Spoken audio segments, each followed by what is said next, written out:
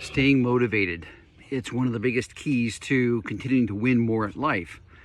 But it's easy to stay motivated when life is smooth, or you're on that mountaintop experience where you've achieved something massive, or you're at an incredible, memorable life experience, or at an event, or at a conference, or spending time with a mentor. Like, you've got these times that are emotional highs where motivation comes easily. The challenge is when you're on the climb out of the smooth part and you're trying to climb up to and go after that BHAG, that big, hairy, audacious goal that you've got. What do you do for motivation then? And that's where the self-motivation piece becomes critically important. But here's the irony I discovered years later. When I reflected back when I was single, I realized that all of my reasons for why I was doing something were all about me.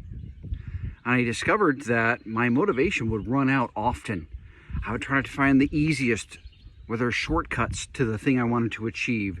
I would waste my time on things that didn't help me achieve my goals, but that were fun or enjoyable. I found myself sabotaging myself by taking motivation away from the goal I was chasing. And here's what the irony is. When my strongest motivator became providing for my loved ones and helping them achieve their dreams, and it switched. And all of a sudden, the self-motivation that I got was for others. And that became the strongest motivator in my life. Doing the difficult things I didn't want to do, getting up while it's still dark, getting in self-care, always learning, doing the most with every opportunity in front of me. That all was for them, not for me.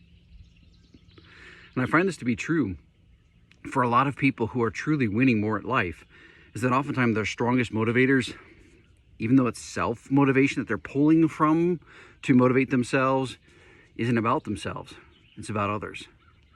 The strongest, my opinion, the strongest motivation we can have is for others, and it lasts.